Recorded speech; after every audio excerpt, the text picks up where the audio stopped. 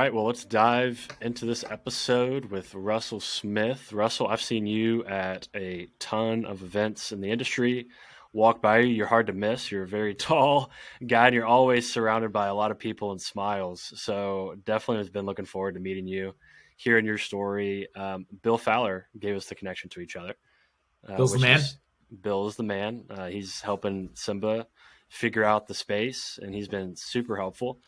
But to tee up kind of the episode and what we're talking about today, number one, you're a veteran. You've been in the space for a very long time, worked on a lot of different technologies, both throughout several industries, residential, institutional, rentals, dealing a lot with MLS data and the MLS space, now Fintech, which is where you and I have some crossover and similarities. And the purpose of this is to really share, one, your veteran experience with new founders, but for two, I think there's conversation to have around how is fintech going to affect the real estate space and what parallels are there between how the fintech ecosystem has evolved and how the real estate data ecosystem is evolving.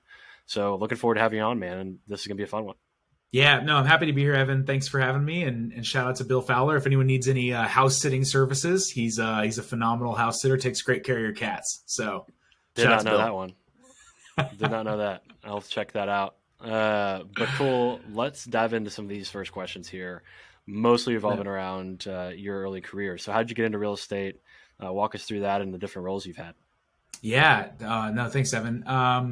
Just kind of found my way into it. I don't have the typical story of, my one of my parents was a real estate agent or anything like that. I had a family friend who was working at a company in the kind of tenant screening, more the rental side, software on that side. And that got me into the world and working at trade shows and conferences. And I met the team at Trulia on the road there. Got brought on at Trulia, still on the rental side, until the Zillow acquisition happened, which took me to Real Scout. And then I started learning more of the sales side. So, I think it led me all to this point where I think a lot of people have very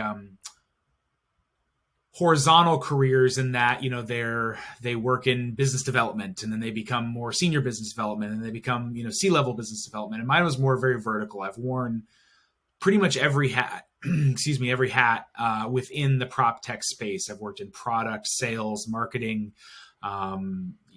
now on the way to kind of leading those different teams at Earnest. And so that's I think one of the things you mentioned kind of going into this was around creating empathy between different roles, Proptech and MLS, or brokerage and MLS. And I think it's led me to have a lot of empathy for those different roles, having played them and had to be the product guy who's had to tell sales no, having to be the sales guy who doesn't understand why product is telling them no, and now being able to sit between those teams and lead that and empower those teams at Earnest. But it's a great space to be in. I think we're still just so much at the forefront. Having worked in a lot of those different roles you mentioned, I think I've also gained a lot of empathy for agent and brokerage. I think they get a lot of flack for not being at the forefront of technology. But when you see the relative spaces that they interact with as a part of their daily jobs, like, mortgage, appraisers, title and escrow, like I think agents and brokerages are really, relatively speaking, are really leading the way and are far and away the most consumer focused, are far and away the most quick to adopt technology that makes the experience better. So yeah, I love this space and I appreciate the big V word of veteran. Didn't actually serve this country. I don't want to steal any valor over here. I've just served the industry. But I think of my career is still very nascent. I think I'm just getting started and I'm really looking forward to the next 20, 30, 40 years of driving this all forward. Yeah, man. And like I said in the intro, seeing you at events and seeing the number of people around you and the big smiles, you got a definitely a promising future. If you can walk into a room and everybody smiles, that's a big thing you've got on your side. That's a huge compliment. It's all the dad jokes. So yes. Yeah. So to build off the empathy piece there, I want to dig into that a bit because in a lot of industries, when you build software, you can go straight to your stakeholder and sell it directly to them. And the reason I think empathy in the real estate space is unique is because there's so many different stakeholders, approvals, layers to this industry because the real estate transaction is so complex. And the way that the data is structured throughout the industry and the fragmentation has built so many stakeholders into it that there's a lot of people you need to have empathy with. And I think I've identified, early in my prop tech career as a founder, there needs to be some more work on how MLS executives, association executives, and industry professionals have empathy towards startup founders, and how startup founders understand the landscape and the different layers and have empathy for them as well. So that's kind of the purpose of this podcast, is really diving into more of that empathy and being able to see it from multiple angles, because there's so many layers, so many stakeholders, so many people that have a voice in a decision.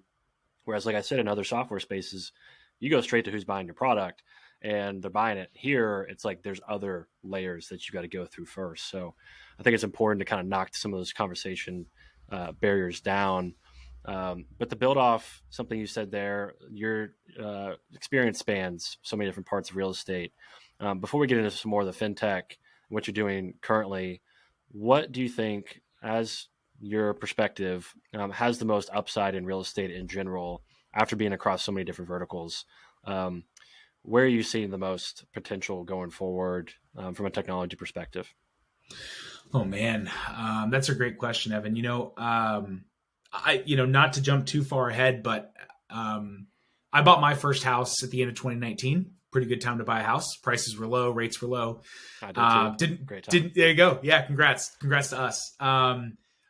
Didn't feel that way. Was still terrified that we were buying at the top of the market. Like, what do other people? Why has this house been on the market for a year and a half? What does everyone know that we don't? But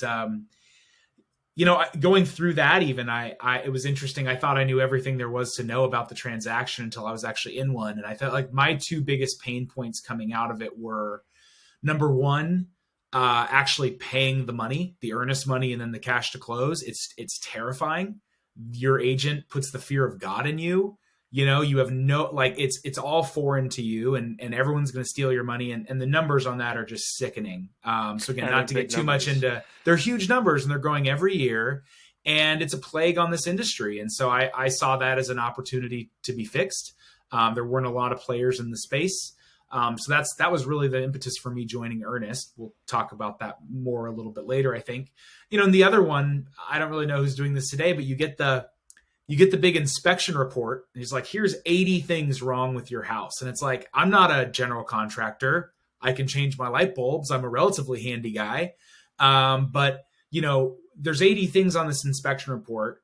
75 of them are just like, oh, well, that's because you're buying a house. Like, this is what houses look like. There's probably another 5 that it's like, it might be worth getting a second set of eyes on that. And then it's like, there might be one that's like, this is a huge red flag. Do not buy this house. But all of them, when you don't know what you're looking at, when you've never looked at the underside of a toilet from the flooring, like, I don't know if this is really bad or if this is just what houses look like. So those are my two biggest learnings from going through an actual transaction. I aligned with Earnest via the NAR Reach program. I've been a mentor in that accelerator program for about 5 years now, which, to your point, has been a really great way for me to kind of help shepherd a lot of the newer founders and prop tech companies and help them understand that landscape you mentioned, because it is tricky. And as a guy who I've worked with in the past, calls it the dumb tax. Like, I've paid the dumb tax on a lot of these things, and so others don't necessarily have to. And you mentioned a few things there around like distribution and how you go about that. Are you going to sell directly to agents? Is it a product for agents, but you're going to sell it via the brokerage channel? Or is this something like the MLS and association distribution, where it's going to be like a member benefit? And each of those, yes, you can reach more agents quicker the higher up that chain you go, but you're going to make less money per agent. And how do you want to do that? And it's tricky. And I think, I kind of jokingly say, I don't know if I ever again want to work in a business. I think Simba's doing great things, but I don't know if I ever want to work in a business again where my top of funnel is ingesting MLS data and the bottom of my funnel is selling directly to agents, because both of those are very tough things to crack. They're not impossible. You and I can name a bunch of successful businesses that are doing that today, but each of those has their own challenges, and having both to bookend your funnel is not for the faint of heart. And I think on the MLS side, it's getting a lot easier all the time as MLSs are moving more into the future, as data is being standardized through the great work that Rezo is doing. It's getting easier. On the agent side, it's difficult because they are all independent business owners. They're not making a salary. They don't just have some, inherent technology budget. But for whatever reason, they get sold to more than pretty much any other small business out there. And so getting their attention, reaching them, not to mention just the natural turnover of how many agents leave the business every year, can be really challenging. And so finding ways, I think via this podcast, via things like the NAR Reach Mentor program, it's great to be able to connect with those founders and help them understand kind of the landscape, and where kind of the landmines are, and which paths they should walk and how to walk them. Yeah, definitely agree with you on upside there. I'll get into my personal experience with your product. I've used Earnest. I loved it. So I'll tell you my own story here in a bit. But one of the other upside things you just mentioned, going off of that question, was MLSs are beginning to get better at standardizing their data, being more approachable. And so let's gear this towards kind of what we want the meat of this episode to be, which is drawing parallels and differences between fintech and the MLS system. And to kind of tee this up, fintech's been around for a while. Plaid is kind of the hottest company these days. That's really piecing together a lot of things, but it really started with Visa and Capital One are really some of the pioneers in the fintech space that either built new payment rails and then made things more efficient, or they leveraged data to provide new user experiences, for instance, with credit cards and rewards and things of that nature. But it's really exploded over the past 5 years due to things like Plaid. And what Plaid has come along and done, I think the industry professionals in the MLS space, the association space, need to study how have banks, one, kind of standardized their data, which is a little easier for them because it's accounting practices. But two, how have they built an ecosystem for founders and technology providers to leverage the data that's already there inside of banks that consumers are leveraging for their own personal finances, and then build on top of that. And I think we're starting to see really early signs of that maturing with the MLS space, with things like Reso and many other technology providers. But there is a parallel here between very legacy, very bureaucratic banks doing a good job of rather quickly opening up and creating this open finance movement. And right now we're seeing that MLSs are trying to go through and learn the same thing. So both of our companies, Simba and Earnest, use Plaid. We use fintech platforms, so we've got some familiarity there, and we're both, have stakeholders that are MLSs. So let's dive in here. What is going on here with MLSs from your perspective that is preventing data from being open and transparent? And then let's contrast that with some fintech, and let's build from there. So give us your opinion on the landscape of data from your perspective. Yeah, no, it's and Evan, as we talked about, I think it's a really interesting parallel to draw. I've never heard anyone talk about those things in that way, like juxtaposing them. There's a lot of things that are different, but there are some fun similarities. I think on the MLS data side, there's a number of challenges. Rezo is doing a phenomenal job of helping standardize the actual feeds. Like once you get the data feeds, the ingestion, the normalization of that. I mean, that stuff's really hard. Anyone who's built a company that has dozens of MLS feeds, especially before 5 years ago to now, I mean, just little things like time zones and the different naming conventions and things, and normalizing that to have a consistent product experience across different regions was not for the faint of heart. It was Herculean. It was very challenging, and it slowed innovation in a major way for agent-facing tools. I think one of the big challenges still today for a company coming in as a vendor looking to license MLS data, it's less now on the actual technical management of the data and more so on the actual, step one, getting the right people at that MLS to champion your product. A lot of some MLSs, pretty much anyone wants to come in the door. It's like, these are the rules. Here's the agreement. Here's how much we charge. If you want to do that, you're good.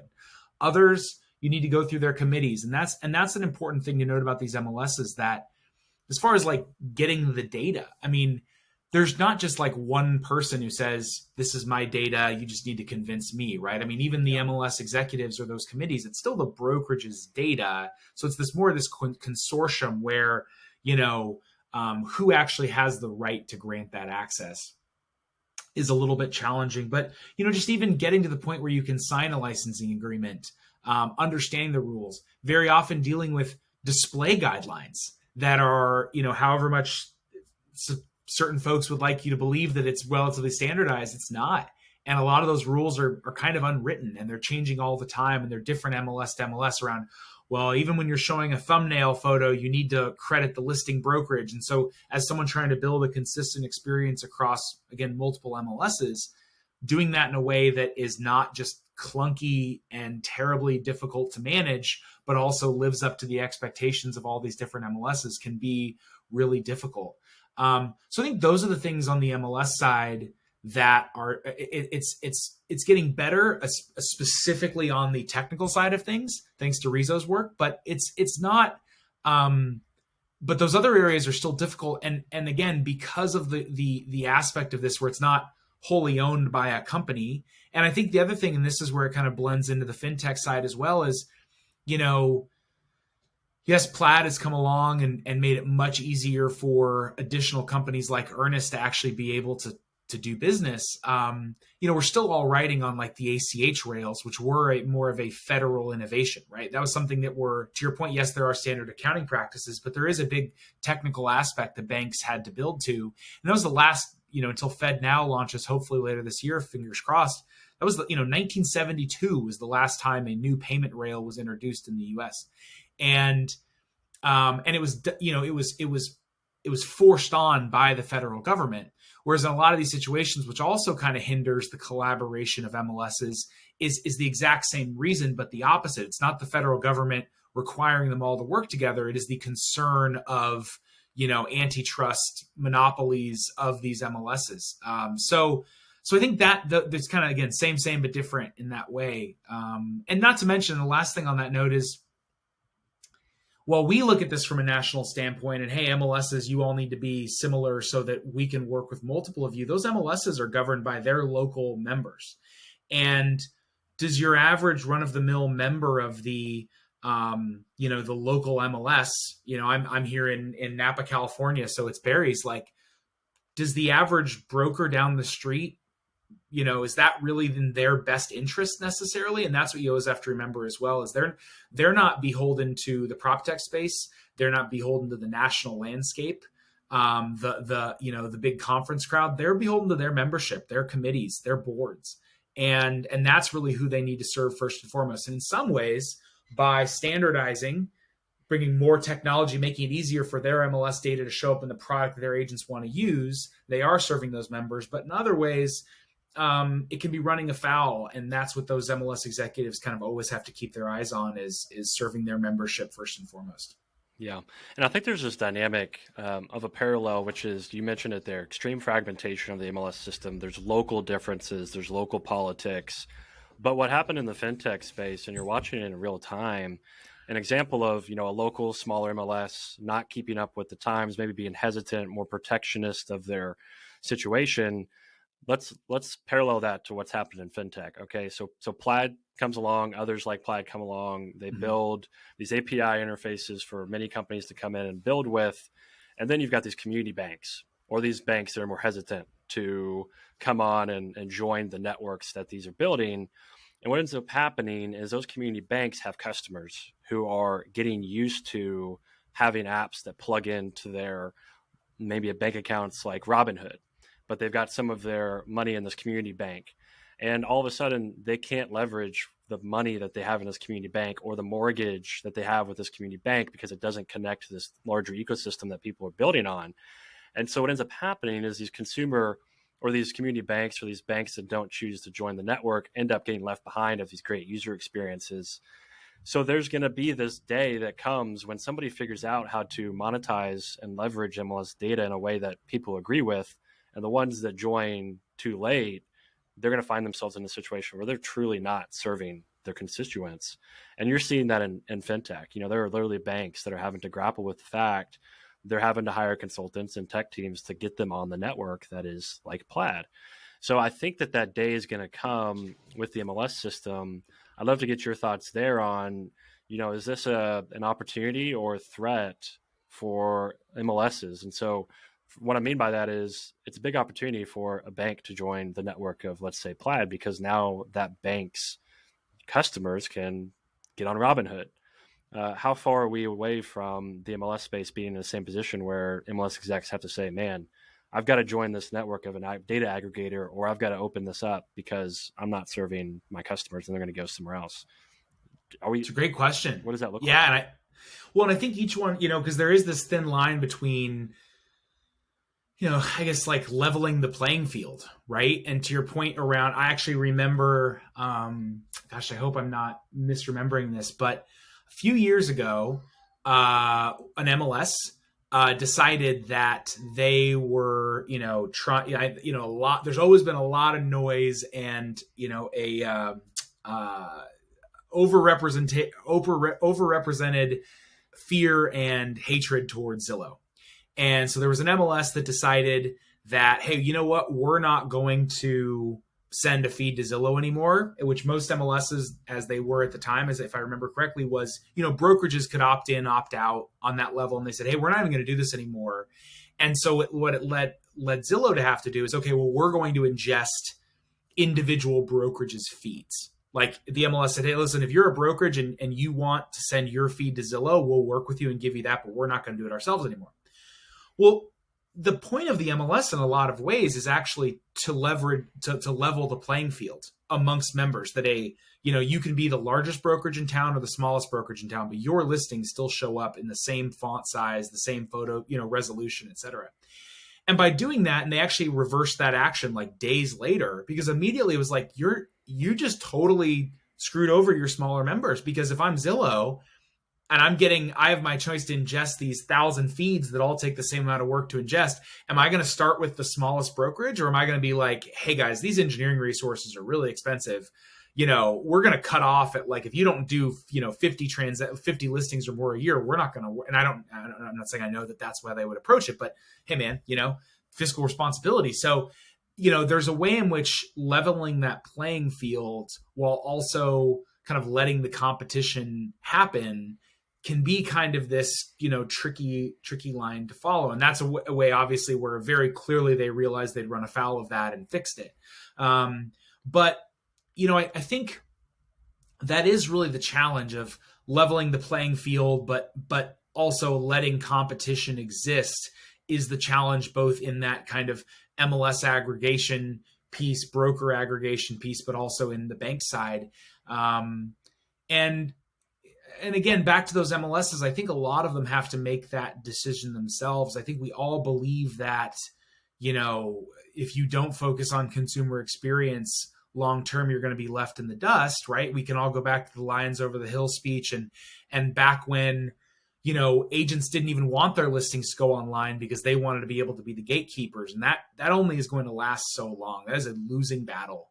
But at the same time, I don't believe anyone who really knows the situation believes there's ever going to be this national MLS, because what an MLS provides is more than just data resources. I mean, it is training, it is compliance. I think something we all take for granted about listing data is, anyone who's ever tried to find a rental on Craigslist knows that it's just absolute a dumpster fire of just, misuse, and you don't even fraud and all that stuff. Whereas if I look at a listing from pretty much any MLS in the country, not pretty much any MLS in the country on any platform that they serve their data up to, I don't have to wonder, like, does this house really exist? Is this for sale? Are these really photos of it? Like, when I search for, Napa, am I actually going to see a house in Vallejo that person decided they want to market in Napa as like being close to Napa? You know what I mean? So it's that securitization of the data, the training of the members, the compliance that comes therein is a real value that would be very challenging to host at the national level, not to mention just, certain jurisdictions, their need for, multilingual support. And in some areas there, all of those things, that is very regional. And so I think a lot of MLSs have had to balance that. But again, it all comes back to, like, what does their membership need at the end of the day? What is going to benefit them the most? And generally speaking, standardization, best practices, are going to be good for all seasons, but what's right for one MLS very specifically might not be right for another, and I think that's the balance they have to strike. Yeah, and that's a great example of differences between fintech and proptech is there's localization, there's local things about real estate, whereas in the bank space, like one bank in New York City, their practices are largely the same as one in San Francisco because it's standard accounting practices across the United States. So there's not that difference, and so it makes a larger network easier, whereas in real estate, it's harder because there's localization, there's different data problems. So that's a good example of something that's different right But there. even to that point, Evan, the reason why someone would use a credit union over a large national bank, right? Like why they even Yeah, exist in the first place is some yeah, people value more local service, aspects of some people, I bank with Ally because I don't care that it doesn't have a local branch. I love not having ATM fees and they offer the highest interest rates around. yeah. Whereas some people, whether it's a generational thing or, some people are going to want a bank they can go into where there's going to be a teller that speaks Spanish. So I think there is, again, some similarities there, more Great point. differences even, but some similarities around what services their membership value and the opportunity for those different things. But again, why these standardizations need to exist like ACH is whether I want Ally or I want, my local county credit union. They need to be able to move money between each other in a consistent method. Not just from a practices standpoint from accounting, but also technically speaking, that they can access the same networks. So I think that is a big similarity. Yeah, and that example of Zillow you gave a bit ago, and how that forced that MLS to kind of come to grip with the competition in their market and how they affect it. I want to parallel that to the startup space and the differences between Zillow and startups there, because Zillow has a lot of resources to deal with that on the ground in these individual markets and to get it right in these individual markets because they're just a multi-billion-dollar company. But you mentioned something there, which was leveling the playing field for the agents.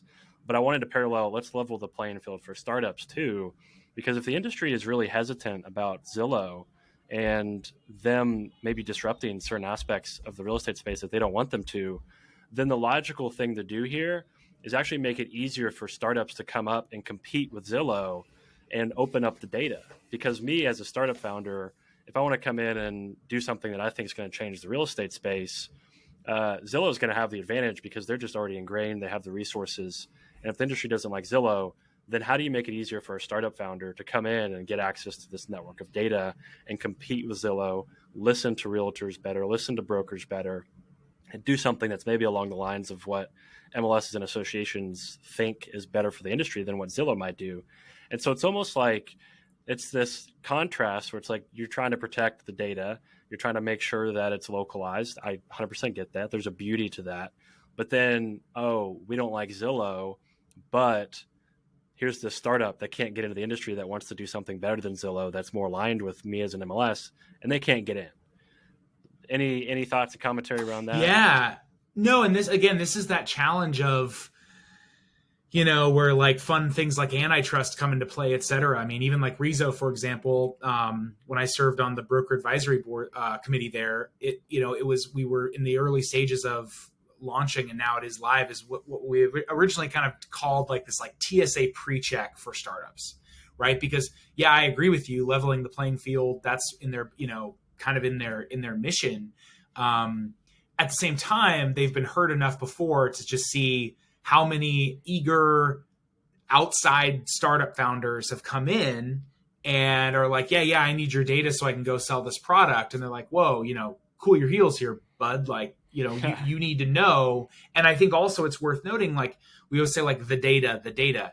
We're talking here about, again, individual small business owners who that data, the photos we're talking about are photos that they had to pay for marketing, work their sphere, door knock, do whatever they did to get that listing in the first place, right? And now they had to pay to stage it, pay to, the photographer to take those photos. So I think it's really easy, and I'm not saying this is kind of how you were positioning it, but I think we kind of don't do them justice when we say, like, the data, why can't I get the data? It's like, well, because my membership worked really damn hard to create this data. This doesn't just like grow on trees. And so a big part of their job is to protect that and make sure it doesn't fall into the wrong hands. And it can be, again, I'm not saying they always make it at scale the easiest to do, but but we can't just necessarily also like make it a super highway where anyone who wants it can get it, because they've been burned before. And again, they don't necessarily have the resources. They already have to do compliance of their members and the kind of creation of said data. They don't also have all the time in the world to do the policing of how that data is being used by all of their vendors.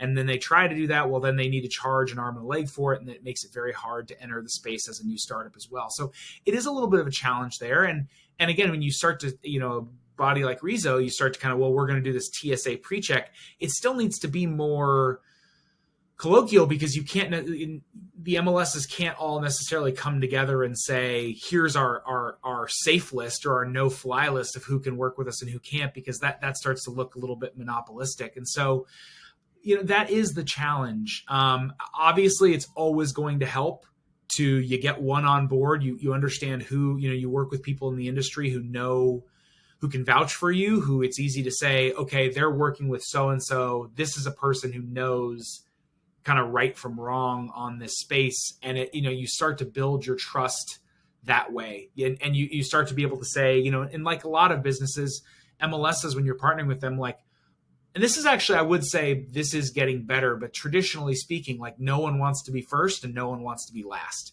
So, blessed are the champions, man. Those folks, those MLS leaders who are willing to be the first one to take this on board and try it out. And I think that's where you're always going to have your strongest opportunity, by getting them to see the value that it poses to their members. You should always lead with that, because that's really, at the end of the day, their boards, their committees, that's who they're serving. And so they're not beholden to be the first to market. They're not, they're not, their job is not to be the biggest innovators in the space. It's to serve their members and move that forward. And so being able to focus on that's always going to be your best strategy. Yeah, that was just such a great nugget there of empathy that, myself and other founders, to your point, need to understand where this data comes from, who owns it. And that's, again, the purpose why we're doing this, that bit of empathy right there that I can have now as a founder more towards why is this data so protected? That's so key, because it helps me have better conversations going forward now, with association and MLS execs, to understand and have that empathy can speed up founders going into the space. That exactly is what we're looking for here on this podcast. That's awesome. Now, to transition to particularly what we're doing, Fintech meeting MLS, dive into how are these worlds coming together, particularly around Earnest. We'll dive into Earnest, and then we'll talk about how this can evolve, because I think that because real estate is at its core financial transaction, the data will blend. I mean, there's going to be a day very soon beyond underwriting where the data blends pretty heavily, and there's one kind of stream of clear transaction that is digital, and that's coming, and Earnest is helping enable that. So dive into how you're seeing this evolve and what you guys are doing in particular on the Fintech side and earnest money and things of that nature for real estate. Yeah, and thanks, Evan. And this is a challenge.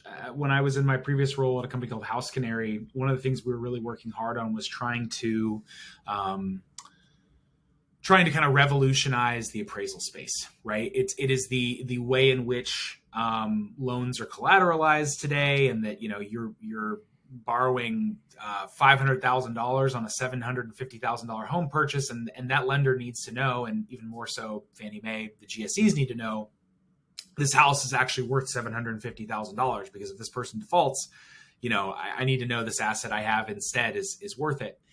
And the challenge that we ran into, and I think they're making pretty good headway, but we'd go to the appraisers and say, this is better, it's faster, it's cheaper, and they'd say, you don't need to tell me, you need to tell the lenders. So we go to the lenders, better, fast, cheaper. Totally see it, totally agree. I'm originating this and immediately selling it to the GSEs. So you need Fannie and Freddie to say that what you have is just as good as an appraisal. It doesn't matter what I think. Okay, great. Go on to the GSEs, and they'd say, hey man, really cool what you guys are doing here. Obviously it'd take a little while because they're government sponsored entities, but like, they'd say, listen, that's all well and good, but we bundle these things up and go and sell them on the secondary market to this whole, you can go to Goldman and Credit Suisse and these people and like get them to buy into it, but like there's a long tail here of people who are going to buy this. And what they're used to when they're buying these loans is that there's an appraisal staple to them. So it kind of becomes this, it's like currency, right? It doesn't need to be gold backed. It just needs to be accepted everywhere. It needs to be Visa. Like, we just become, it's so innocuous. And I think the same thing goes on the payment side of, in a similar way in real estate. And, one of the things that Earnest has had to overcome is, this concept of good funds, is that, the buyer wants to pay this way, the agent wants to pay this way. Is the escrow holder willing to accept this in the same way they would a wire or a cashier's check? And there's just so much stigma around certain things and, long held beliefs that we have to kind of get them to understand that this is just as good as, that, or better than the paper check that shows up in their office. And so, that's really what Earnest has the opportunity to do, is not just streamline the process for the agent, for the buyer, for the escrow holder. It takes 90 seconds on average for an agent to do what they need to do in Earnest to send their buyer the earnest money request. From when the buyer receives it to when they've submitted it, on average takes about 80% of buyers do it in under 3 minutes. So the time it would take for them to even find their checkbook, much less drive it across town or go to their bank and send a wire. But I think beyond that, even the mission, we have a real opportunity here in the next 5 years, especially with some new innovation coming to payments, with real-time payments and FedNow, to completely eradicate wire fraud, which, as we mentioned, is getting worse, not better. Check fraud, even as less and less people have checkbooks, it's getting worse, not better, every year. And so we've got a real opportunity to completely eradicate that from the space. But we are reliant on large institutions working with us in the same way, we were talking with MLS and stuff. We are reliant on large standardization of and new innovation that we can leverage, that we can't just go build a new payment rail ourselves. So it's a huge opportunity. It's something that can really make a difference in the space. And we've got a great team. So yeah, we're just chugging along. It's been a crazy 6 months, 9 months, year to be in this Proptech space. I think everyone in real estate in general, everyone's been exposed to kind of what it was like the last 6 months to transition from, an outlier high transaction year to an outlier low transaction year. But as the market is coming back, it's a really interesting time. But yeah, we're just really excited at the opportunity to, make a very friction, like a very, make a experience that today has so much friction, make it frictionless, and remove this threat of fraud that anyone who's been in the space long enough on the practitioner side can tell you is a when, not an if. Yeah. And it's funny because when I got introduced to you, the day before I got introduced to you, I used your product and I was sitting at a red light. Wow. I paid my escrow money at a red light. I was driving and I paid my money for a house, a condo I bought, hundreds of thousands of dollar transaction here. And I did a part of it while I was driving at a red light. I was not driving on a highway or. I was going to say, Earnest does not. Yeah, we don't endorse. Nobody endorses. We do not endorse. Yeah. Texting and driving is bad, but paying your earnest money and driving, oh no. But no, I was at a red light. But great product, right? And that is the marriage of fintech and real estate kind of coming together, and it was great. So talk about how MLSs are engaging with you, how you engage with them, and how you help their members. And is there an opportunity for more of an embedded, more deep integration between fintech in general and MLSs? And maybe you can go more specific about what you all are doing with MLSs and talk about how integrated it can become. Yeah, no, and Evan, I truly mean it when I say, like, nothing makes me more happy to hear than someone who's used our product. Actually, my best days at Earnest have been, we have a lot of usage in South Carolina where Earnest is based. And I would say about half of our company at this point has not only bought a house in the last couple of years, but has used Earnest to pay EMD. And I just think what a cool experience that is to have, talk about, empathy, like having empathy baked into the product is, our actual employees have been able to use it. And so that just makes me so happy to hear that you've had that experience. We are partnering with MLSs. It's a new channel for us. So we do have an integration today built in via, again, there's these steps you have to take. We can't just have an MLS raise their hand necessarily and say, hey, I want this. We have to work within their MLS system. So the first MLS provider to build an integration for Earnest was FBS with their Flex MLS solution. So we have that built today. shout out to the team at Flex, and shout out to the team at Real MLS. That was our first MLS we ever partnered with, Nicole Jensen. She's a great champion for new technology that helps her membership. That helped us get the Flex integration. We also launched an integration with Black Knight's Paragon MLS solution. So those are the two we have today. So any MLS who uses one of those front ends for their members can launch an Earnest integration. We don't charge their members for it. We don't charge the MLS for it.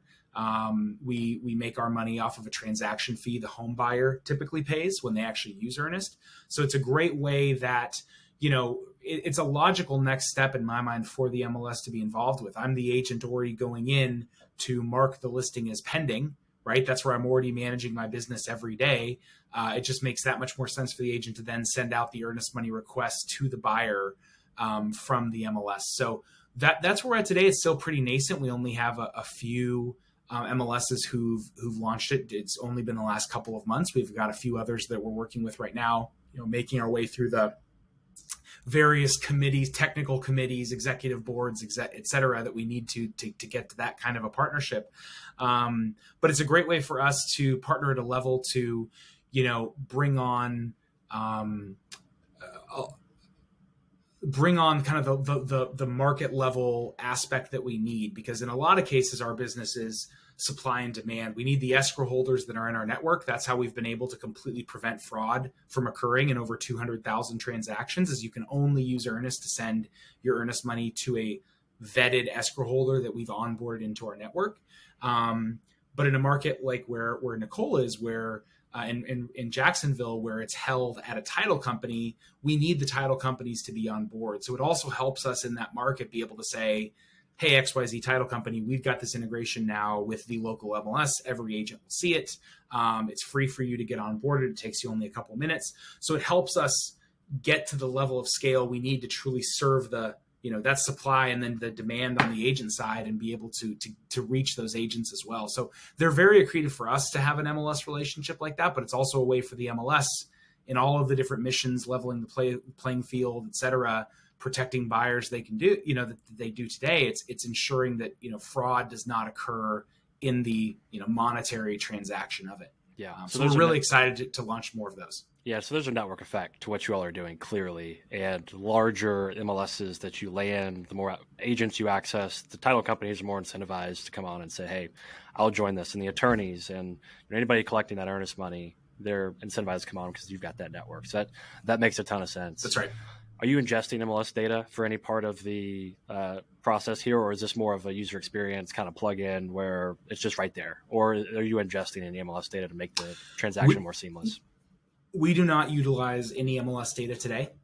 We don't need it. I'm sure there's some ways we could figure out if we had it to leverage, whether that's, reaching agents or, pre-filling addresses and things like that. But no, we don't really have a big use case for it today, which is also, in theory, made it easier to have those discussions when, it's always a fun moment when they're like, okay, so what do you need our data for? Oh, we don't need your data. We just want to help your members make sure that their clients' money is getting there and that everyone's notified. This game of telephone isn't happening of I dropped my check off, right? Because Evan, in your instance, you paid at the red light. Everyone received your agent, the escrow holder, the other agent, all received email notifications that it's been paid. Whereas you'd normally have had to keep driving, drop it off at the escrow holder, and a series of text messages and emails probably would have flown off saying, hey, it's done. So, again, it's kind of in that core mission of the MLS is everyone is up to speed on the same information. Everyone's protected. Yeah. Yeah. I was given a choice by my realtor.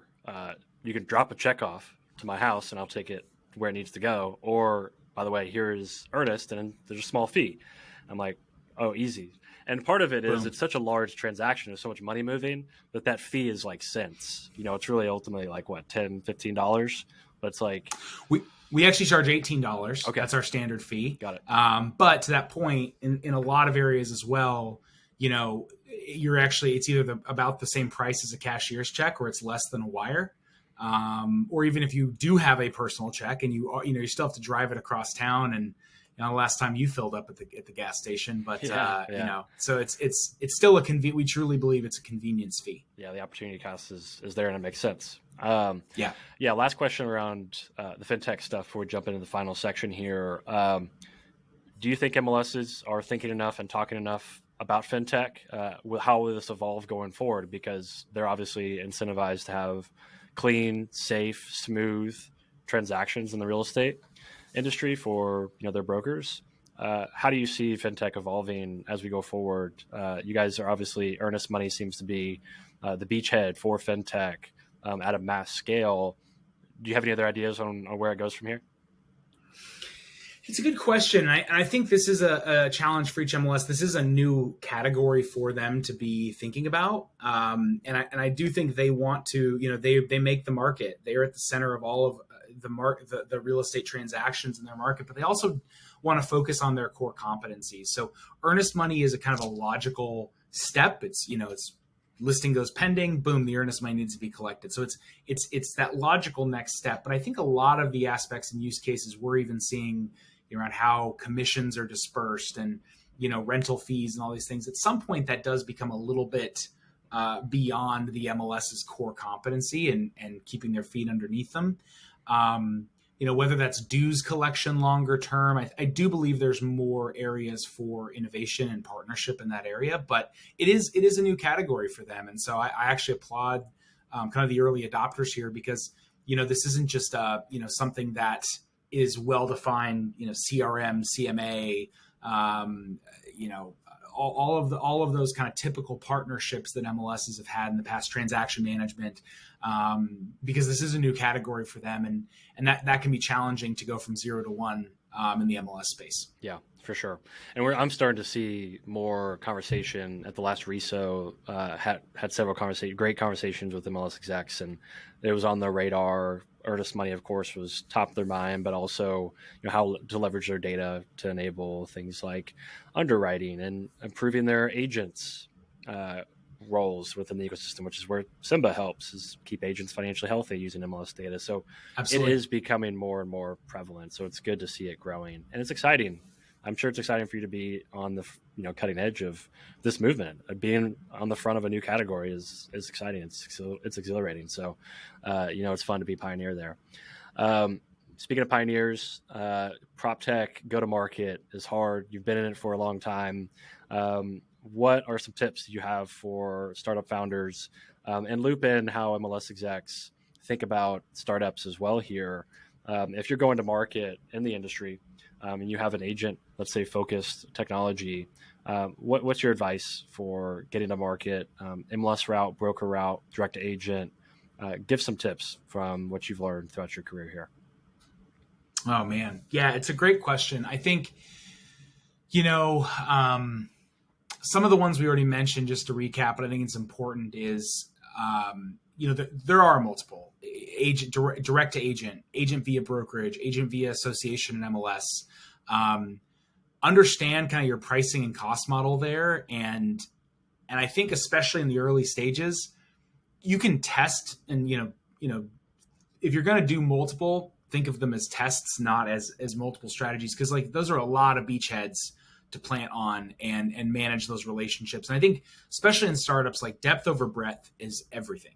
And when if you're going to go for MLSs, if you work to only get the first one and you don't go to each one is going to become increasingly easier to win, because now you've got, reference accounts, that by getting X MLS, it means that you built the integration via, their platform. And now it's just that much easier to go to win the others. So by just kind of scratching at the surface of each of those strategies, you're not getting the benefits of scale at all. And so I think it's important to really lean in on, if you think my product is great for teams, great. How do you reach teams? Don't focus on, necessarily brokerages at that point, unless your entire strategy is we're going to go to brokerages and their biggest pain point is making sure that they are recruiting and retaining top teams. Narrow your focus in that way. It's okay to test some of those other areas, but again, go deep, not broad. And I think that's really valuable. We mentioned, and again, maybe I'm just like working through trauma live on the air, but as far as that whole like top of funnel being MLS data and bottom funnel selling something directly to agents, like know what you're getting into on that front. Be prepared for it. Understand like what do I need. I think the other side on the MLS data piece is, again, to that point, is you go out via Simba and you license one MLS, and then you want to get there's this weird focus on I need to get more MLSs, I need to get national, when really it's, again, kind of depth over breadth. Like, sell, how many agents can you sell in that market, especially if you're small, if you're bootstrapped. Like, you don't need to be in 50 markets. You can, like, how many customers do you have in that market? Focus on getting as many there as you can, making it that much more worth your while to have that MLS feed. It's also going to help when you go to that next MLS. Again, what is we talked about? What is the thing that they are most optimizing for? Value to their members.